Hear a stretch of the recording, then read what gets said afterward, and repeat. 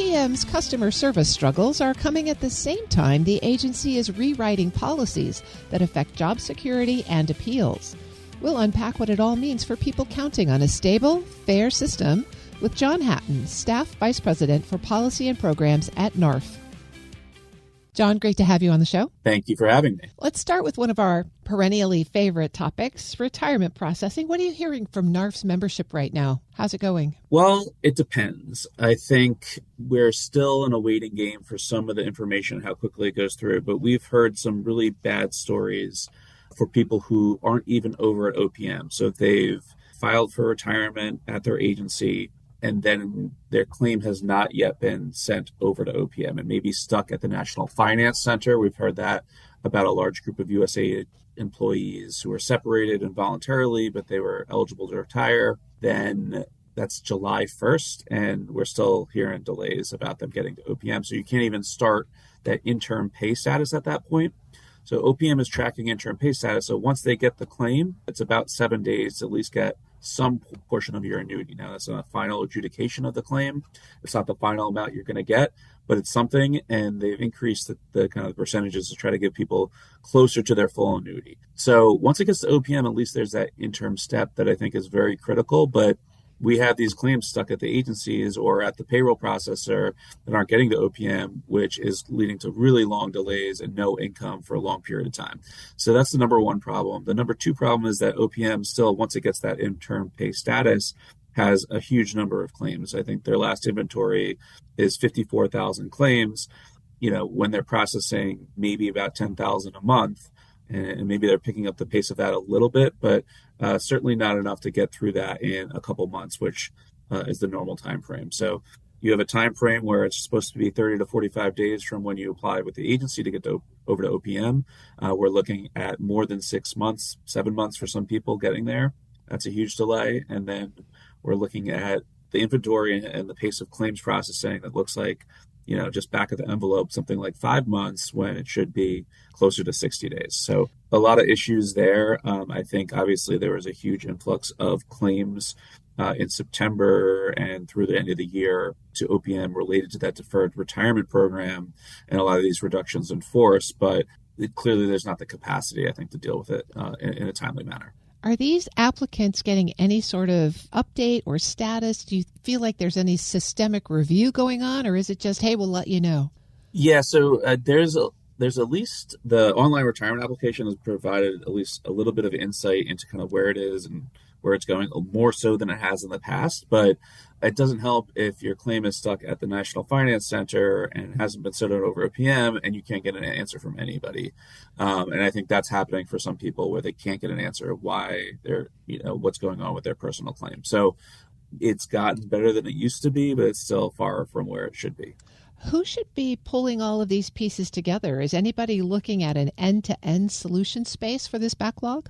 Well, certainly White House, OMB should be trying to get in touch with the right people at the agencies if we have an issue where they're not even getting to OPM. I think OPM is trying to do what it can do with the resources it has. But, a number of people at OPM took deferred resignation program, and they have less staff than they used to have. And so they're dealing with less people and staff to process these claims. They're trying to modernize with the digital retirement claims process. That apparently is looking like they're moving faster with those claims than the old paper-based claims, but we're still not switched over. So in some of the intermediate steps that OPM has taken to modernize, I think, are positive, but they're facing an overwhelming amount of work with an underwhelming amount of staff. I'm speaking with John Hatton. He's Staff Vice President at the National Active and Retired Federal Employees Association. Well, John, let's keep our microscope focused on OPM for a minute longer. The schedule policy career rule became final recently. What's NARFE's take on how that's going to be implemented? Well, it doesn't go into effect for 30 days on March 9th, and we'll have to see exactly how many people are reclassified into the new schedule policy career, but OPM at the onset of the proposed rulemaking process said about 50,000 people. We do see that looks like they're going to require people to sign waivers in getting into schedule policy career to acknowledge it. for full disclosure, NARFE has been challenging this policy via a lawsuit that had been on hold during the rulemaking process, but will kick back up again. So we oppose the rule on a legal basis. We're asking Congress to shore up the statutory regime to make it even more clear that it's illegal. But our main concern here is that it's taking away your rights to appeal politically based termination.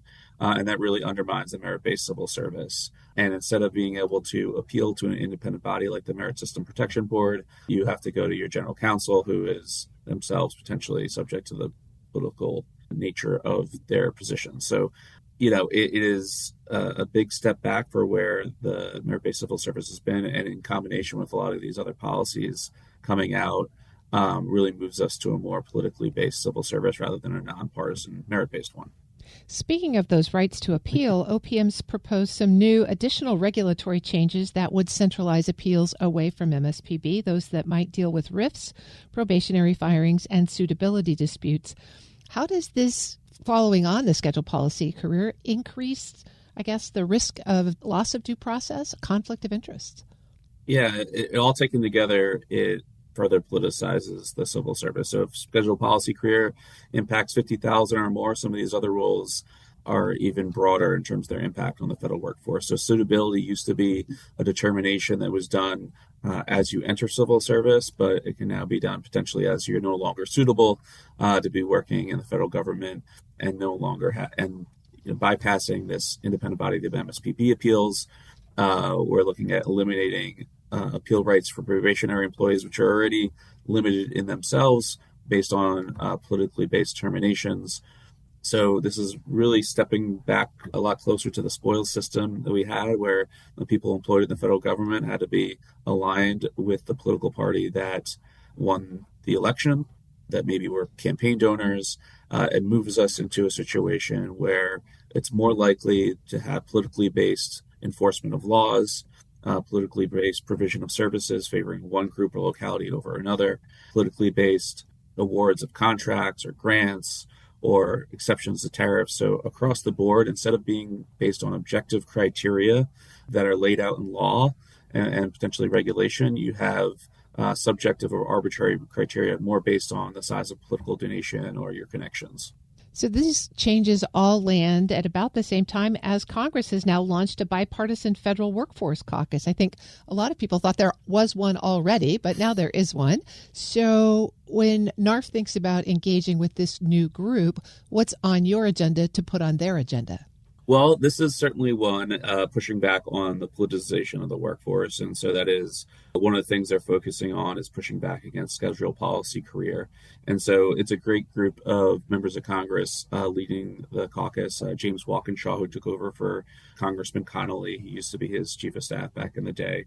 Senator Van Hollen on the Senate side. There was a number of other senators and representatives at the launch. Steny Hoyer, a longtime supporter of federal employees, Senator Alsa Brooks, Senator Kane, Suhas Subramaniam. So we're already getting a lot of people onto the caucus, and certainly I think it's a helpful way to consolidate support for these issues within a group, foster communication between these members of Congress, and help coordinate these activities in Congress. It's not as if these activities weren't already ongoing. There's already people pushing some of this legislation, but I think it will improve the coordination of it, improve the visibility of who is taking these actions in Congress for constituents, and hopefully move the ball forward on these issues. What do you hope will be at the top of their priority list?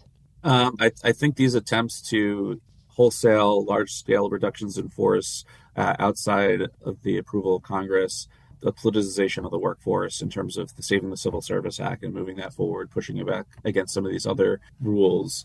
So, those are the things that I believe they're working on, and will continue to work on.